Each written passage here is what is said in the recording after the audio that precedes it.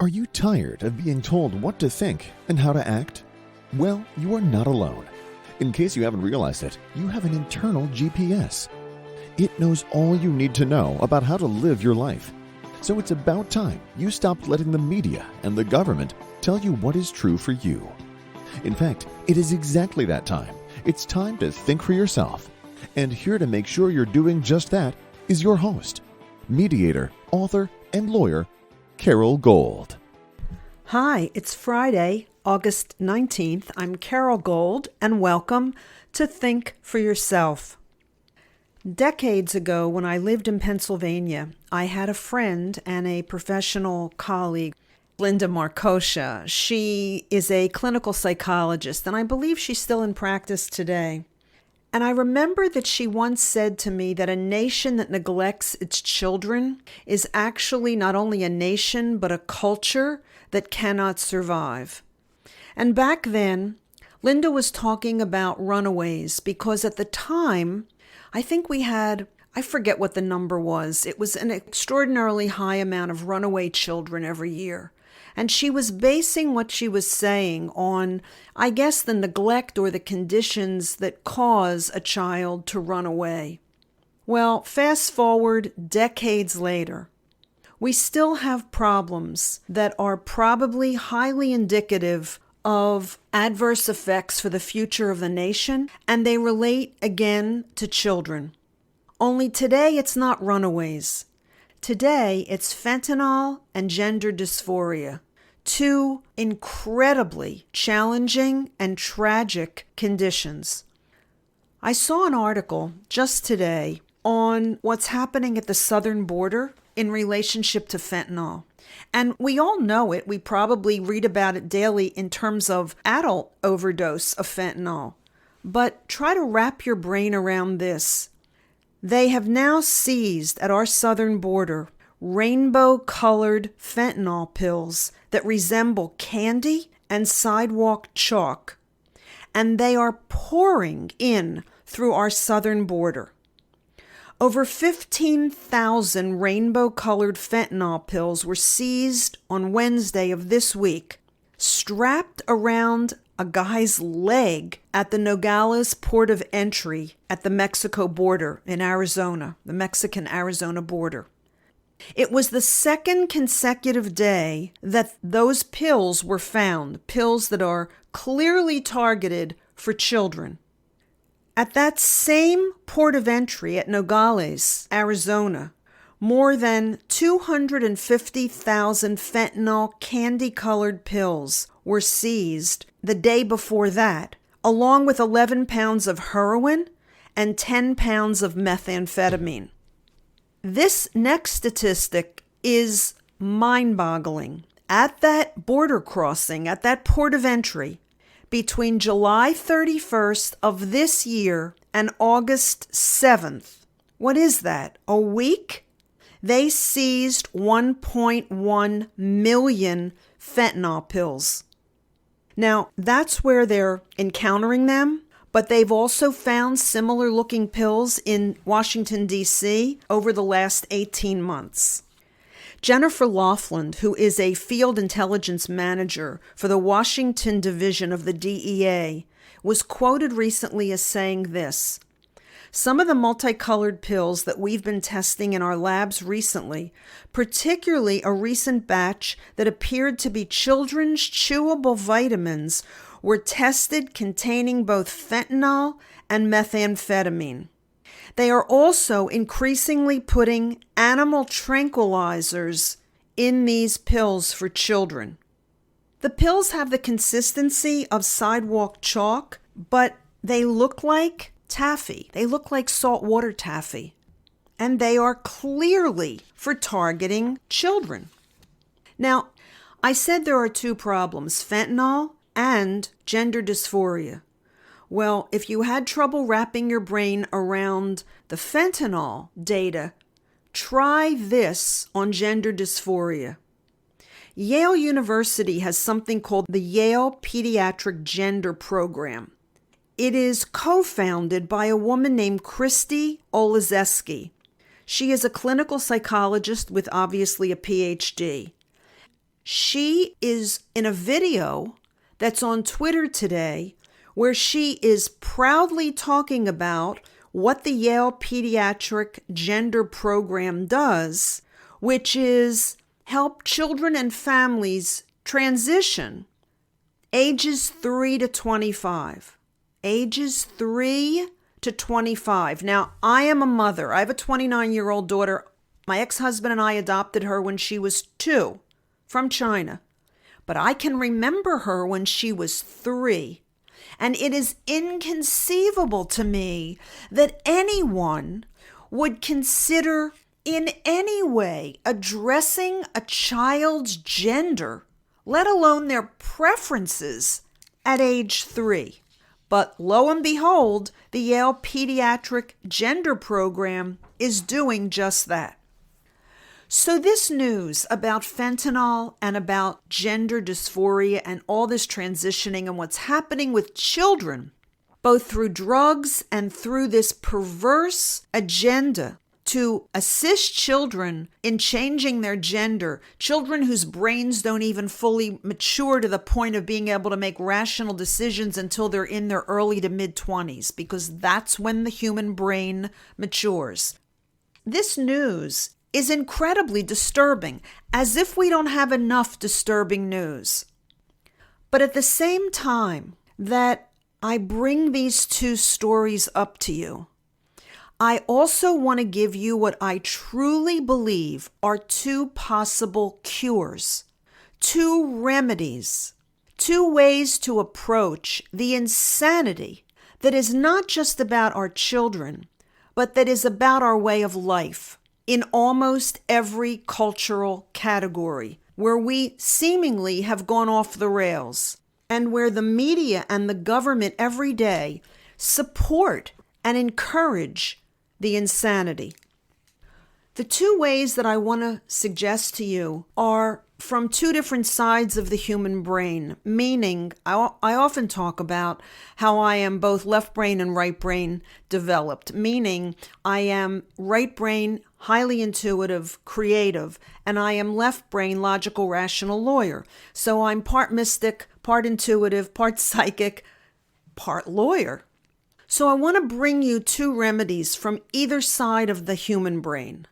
First, let me talk to you about a possible way to deal with what's going on in our culture based on an essay that I read in The American Thinker. The American Thinker is a website. You can find it at americanthinker.com. And it's called Setting Brushfires of Freedom in the Minds of Men, written by J.B. Shirk.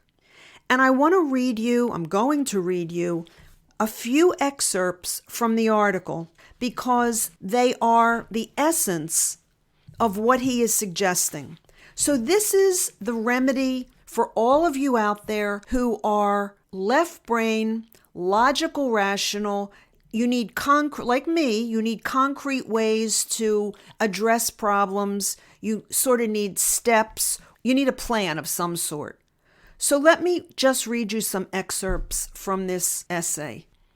First of all, Shirk says, I love the American patriot Sam Adams.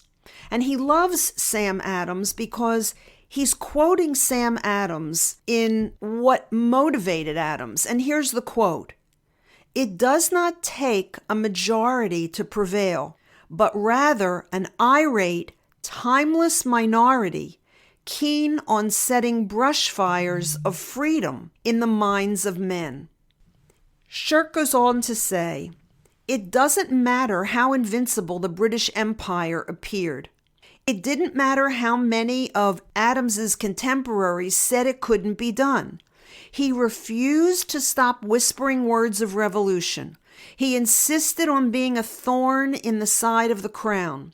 He struggled for years to awaken in his fellow colonists a new American identity imbued with a sense of moral purpose and dedicated to the protection of human liberty. He lit small fires everywhere, meaning fires of the mind. He fueled a conflagration, and he changed world history forever. Shirk goes on to say that's a lesson for all of us. No matter how small your personal act of defiance against tyranny, it is consequential in ways you may never know. Every Biden sticker next to a gas pump reminding Americans of Democrats' war on domestic energy production is a brush fire. Every shared video showing cross-dressing men stealing victories from female athletes is a brush fire. Every email highlighting evidence of 2020 election fraud is a brush fire. Every political cartoon mocking the World Economic Forum's Great Reset agenda to usher in global communism is a brush fire. Every religious gathering protecting the sanctity of life and rejoicing in God is a brush fire. Every private conversation calling out climate change as a Trojan horse for maximizing state control over the economy is a brush fire. Setting small fires wherever you can makes a difference. He goes on, when you speak your mind, you are not just screaming into the darkness, waiting helplessly for the anti-free speech goons on Twitter or Facebook or Google to censor what you say. You are lighting sparks of fire. There's a little more. I want to share this too. One of the most effective weapons the political left possesses today is its perceived appearance of popular support, when it instead depends entirely on institutional authorities to force its delusions down Americans' throats. I'm going to jump in here and say, like masking or lockdowns, right? Its perceived appearance of popular support when instead it depends entirely on institutional authorities to force its delusions down Americans' throats. He goes on, there are not majorities of Americans or Westerners generally who struggle with the biological distinctions separating men from women. The vast majority of Americans are worried not about quixotic battles against a naturally changing climate, but rather about the harsh realities of inflation, illegal immigration, and out-of-control crime. I rarely, if ever, read anything on this podcast, but I felt that the essay, the opinion piece, was so powerful, so spot on, and so inspirational, I think it was worth the time it took to read it and the time it takes to listen to it. Because what Stirk is saying is fundamentally what I say all the time, which is think for yourself and act for yourself because one voice matters. You never know, number one, the effects of what you say. You never know the long-term effects of what you say and what you do. You never know the power of your own being when your words and your actions match. You never really truly know that power and the effect that it has because you're often not there to see the effect that it has as it mushrooms out, as it goes from one person to another, as the ideas get spread. But also because you're not a lone voice.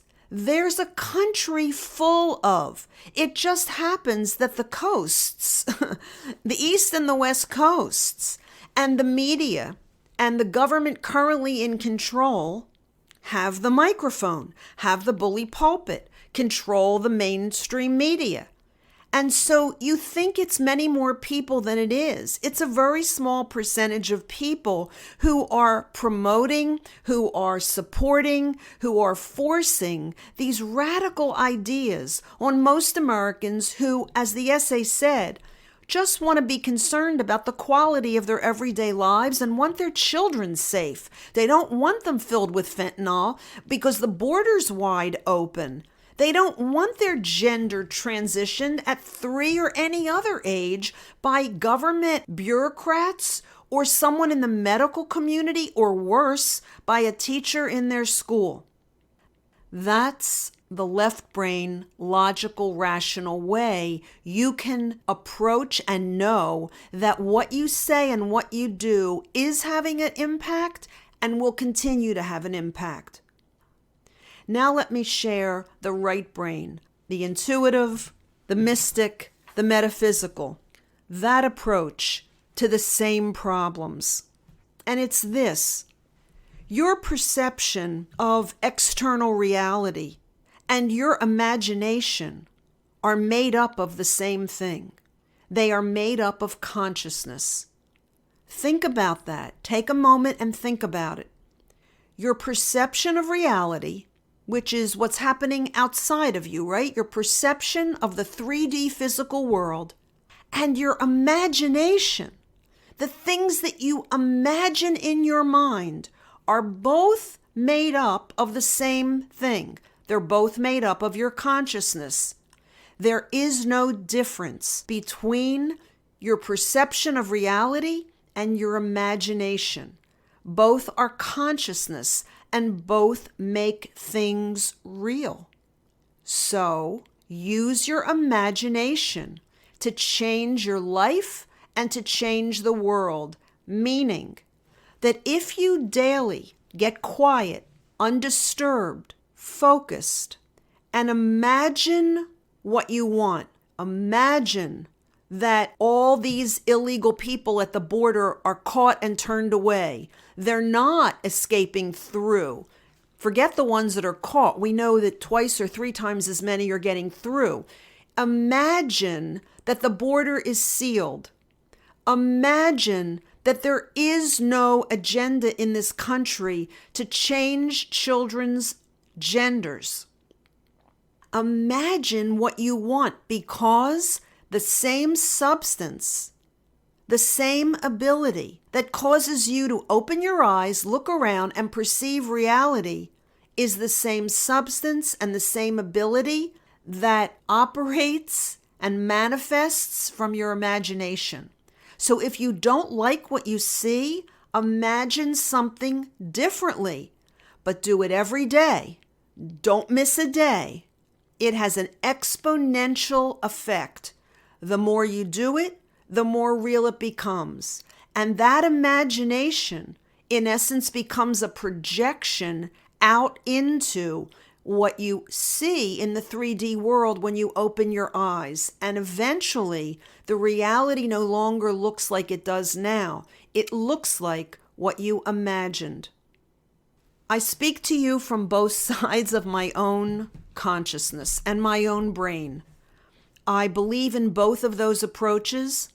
I live both of those approaches, and I have experienced the reality of both of those approaches. We need enough people doing it to make a difference. We need enough people in order to shift the national reality, the cultural reality, and perhaps with enough people, the global reality. Give this some serious thought over the weekend. If you're left brain, use that approach. If you're right brain, use that approach. And if, like me, you're both, use them both. Change your life, change your world. Thanks for listening. I'm Carol Gold. Have a wonderful weekend. I'll be back here again on Monday. And until I am, by all means, think for yourself. Carol thanks you for spending your valuable time with her.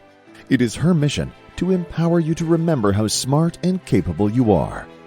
Be sure to check out Carol's website, carolgold.com. That's Carol with an E, gold.com. Please leave a review and subscribe here so you'll be alerted to Carol's next podcast. Until then, above all else, remember, it's time to think for yourself.